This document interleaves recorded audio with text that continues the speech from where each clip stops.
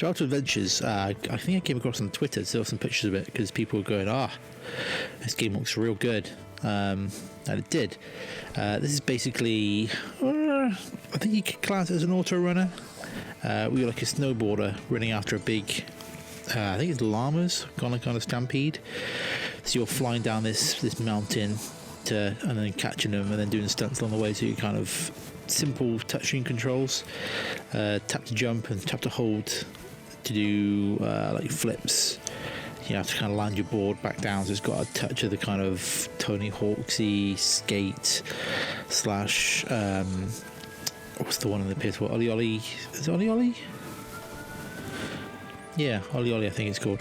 That kind of skateboard thing, you kind of chain and tricks together. The more you kind of change stuff, the higher you score, and there's like things to do on a stage. Every now and then people kind of like chase after you, you gotta go, they come after me, I've gotta go quick. But it looks great. The kind of power up chain, you kind of get things, different characters that do different things, so you have like little achievements and things to do in each kind of not level, because same level, but you get different tasks and missions to do and stuff. It's just a really nice game, really well made, looks beautiful. There's a sequel, ALTO'S Odyssey, which is probably just as good. Maybe a little bit more focused compared to this one, because it's got more environments and more things to do, whereas this is quite, you go down snowboard and that's pretty much it. So yeah, probably ALTO'S Adventures I would recommend in the first instance. It's cracker.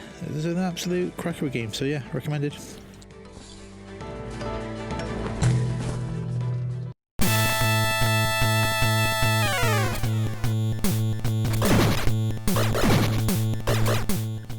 Now, when I was a kid, I was in Club Nintendo, or Nintendo Club, whatever it's called back then. I wanted a NES real bad. I really wanted a NES. A Nintendo Entertainment System, an NES, for all what you will, I wanted one. Which is why I ended up with an Amiga, which, was good. I like my Amiga, but as we've already seen, I've got some Amiga games on there already. There'll be more coming up, so things were fine, but I wanted a NES. But I ended up with a Game Boy as well.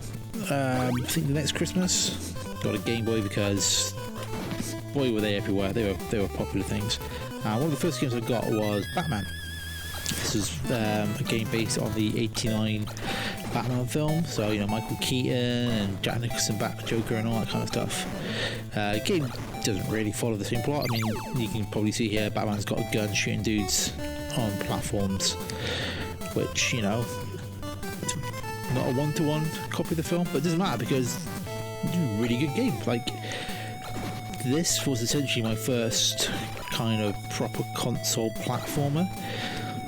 Played obviously platformers on the Spectrum and arcades, I guess, but this is like the first one that was mine, and music's cracking, graphics simple but pretty clear. Yeah, I loved it. It was a really good game. It still holds together. It still plays like Batman's really kind of tight to control. His guns are good, the shooter's good. It's a really good Batman game. Really good.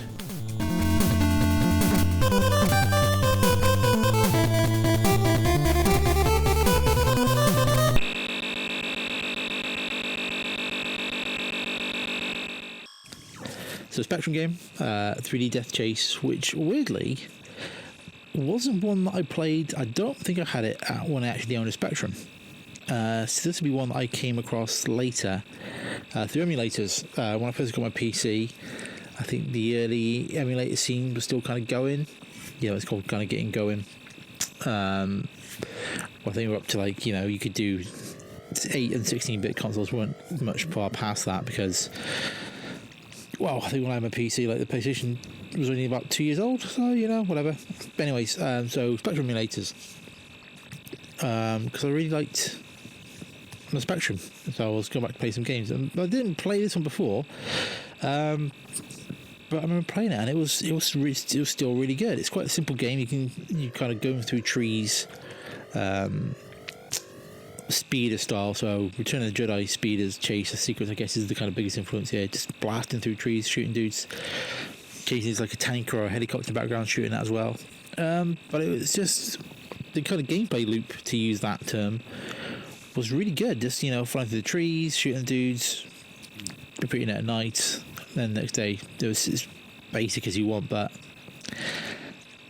the effect of the 3D was really good. With the more trees kind of turning up, it got quite tense and quite exciting. So, yeah, this is a good one. 3D Death Chase. I very much enjoyed it.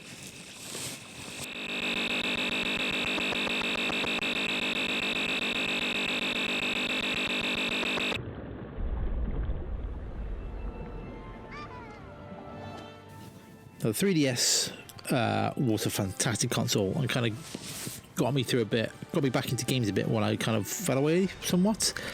Having a PS3, just didn't really kind of play much on there, just because it's all up to TV. But I got 3DS, and oh boy, what a cracker it was! And the game that I got with it was the Monster Hunter 3 edition. So this was like a branded, what brand? It was like a plain black 3DS with Monster Hunter 3 Ultimate installed on it.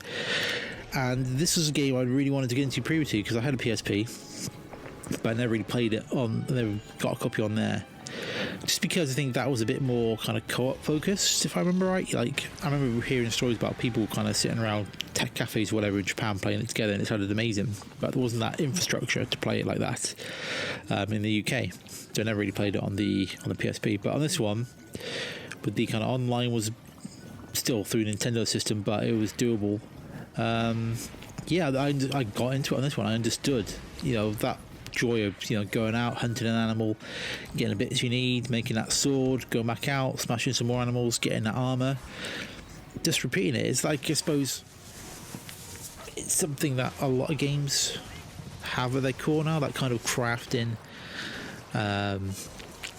almost kind of roguelike thing where you kind of go out into an environment, do a little bit, come back out, improve yourself, go back in, get a little bit further, and rinse, repeat sort of thing. But it kind of, I guess, struggled a bit on the 3DS, just because, again, it always felt like a game that was a little bit too much for the system it was based on.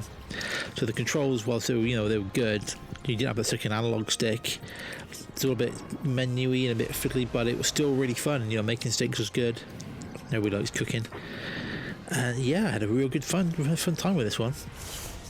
I haven't really played them since. I want to kind of get, I think as well, Monster Hunter Generations on the Switch I'd quite like to get, rather than Monster Hunter World on the PS4, just again because it's portable. I'll probably play it a bit more. So yeah, but fun memories. This was a cracker. I really enjoyed Monster Hunter, and it's one I would quite like to get back to at some point.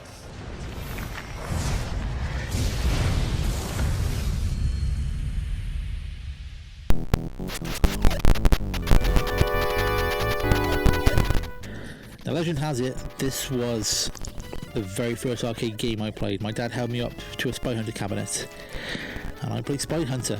Well, I guess I moved the wheel whilst he worked the pedals, and that's about it. So this one's really, again, it's probably on here just for the cabinet by itself because it was a cool stand-up with a steering wheel.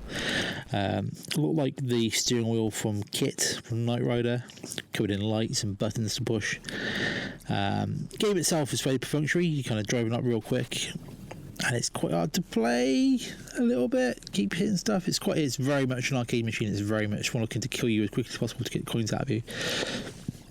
But it's fun. It was fun, and that cabinet was like that made the game. I think that's why I don't think it's ever really kind of been able to stake a claim in the home as much, because the gameplay behind it wasn't that good. So it kind of rode on the cabinet more than anything else. But you know what? It was fun, and it's the first arcade game I played, so it's got me on the list.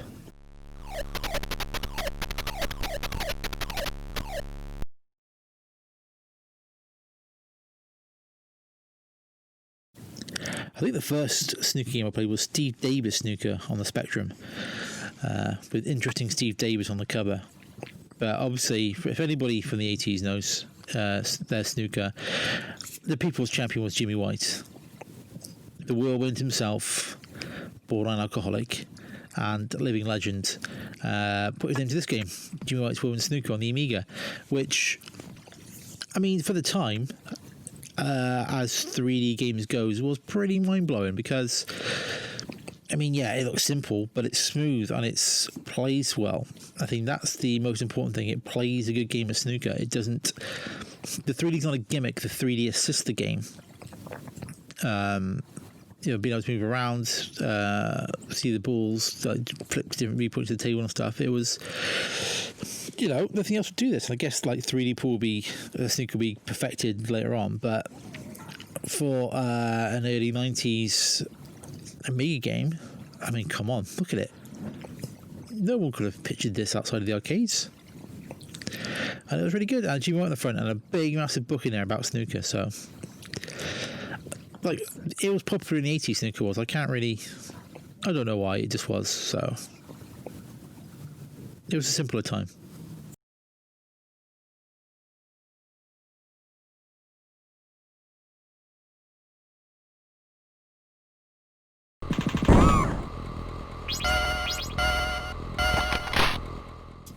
So the things when I'm kind of going into media and things that I like, I enjoy fantasy, I enjoy Lord of the Rings, I enjoy that kind of stuff.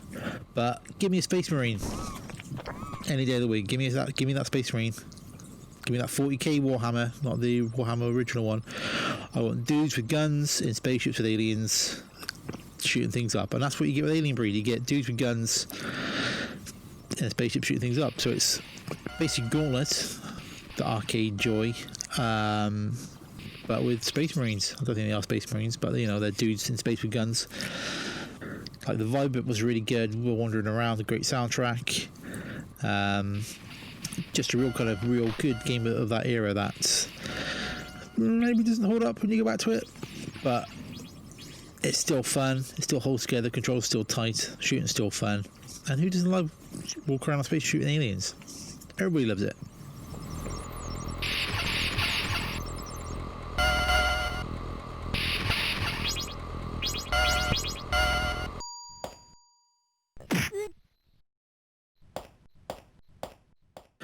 Now, whilst I would like to talk about the late 90s Double Dragon cartoon, which was pretty awesome, I'm instead talking about the original video game from the arcades, which they had it in the local chip shop near us. Double Dragon cabinet, and I'm pretty sure I put a bit of money in that, and I don't think I ever got past first level because to a young person who could barely reach the controls, it was pretty tough. But you know what? It was a defining game of the kind of scrolling beat 'em up, the belt, conveyor belt style beat 'em ups, almost the definitive game of the time. It kind of also, in my head, kind of marks a kind of sea change in graphics where arcades become that kind of 16-bit-ish kind of style of graphics away from the original pixely early arcade look. It's that kind of shift into, I suppose, what will end up with Street Fighter 2 and that sort of thing, and Final Fight. But yeah, we'll go around as Billy or Jimmy Lee, beating dudes up, baseball bats. You had to play it, and whilst it's probably a bit simplistic to go back to, it had a great feel to it. Beating the dudes up was great. Swinging that baseball bat when you got hold of it was great. Yeah, it was a cracker that kind of strode over all of the other arcade machines. It was one of those giant ones that you had to play if you saw it. So Double Dragon was really good. Yeah, a really good game.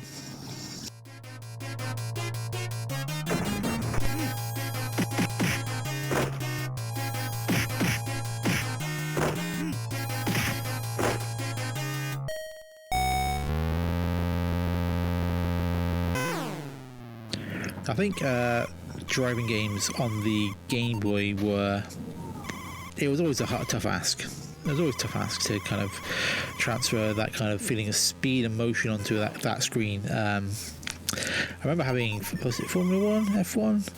The one that you could play 4 players with. That was kind of behind the car, outrun style sprite scaler, which was alright. But they were always hard to do. You couldn't really do a proper racing game on the Game Boy. So one of the best ones, actually, this one, Super RC Pro-Am, which is obviously RC stands for remote control. So you're racing remote control cars around the track with a kind of nice isometric perspective, kind of so you get a good view of the track. Doesn't have to be too quick. Doesn't have to do too much. You just have to kind of give a good view of the cars, and it handles and plays really well. It's a really fun game. The kind of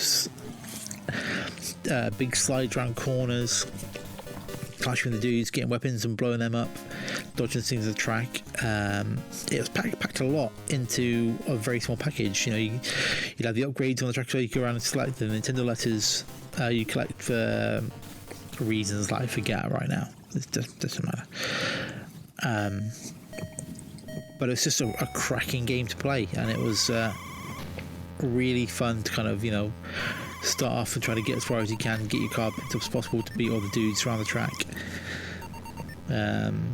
Yeah, it was. I'm trying to think of any of the racing games right now on the Game Boy, and I can't think of any. So this clearly must be the best racing game because I can't think of any more. So well done, Super RC Prime.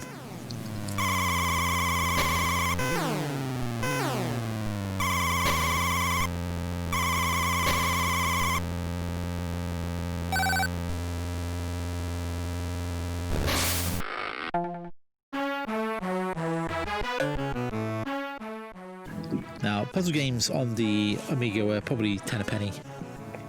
Back in the day, you'd have loads of them on there.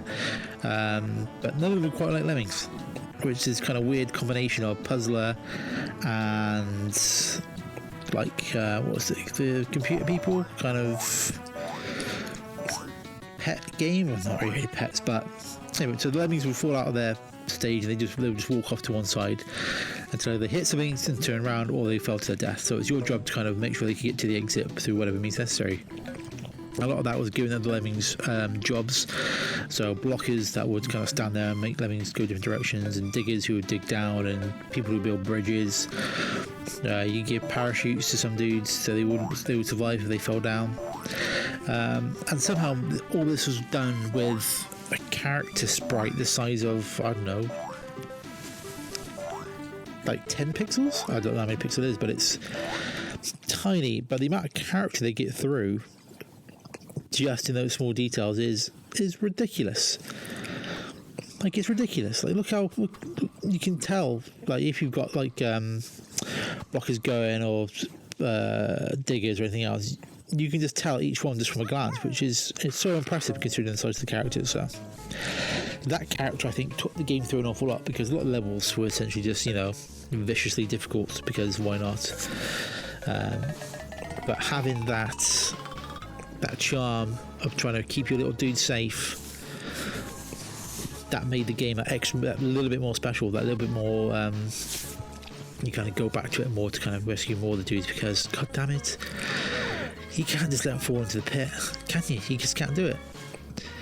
And so you can do the stage, and then you hit the nuclear option, blow them all up in a frankly ridiculous display of destruction, which makes you feel good, because, you know, there's no god like a vengeful god, is there? And, you know, you're the Lemmings god, and you can help them or kill them, and sometimes killing them is the great thing. I don't know where I'm going with that. Point is, Lemmings was a cracking little game, really good puzzle game, full of character. That was, yeah, one of my Amiga faves.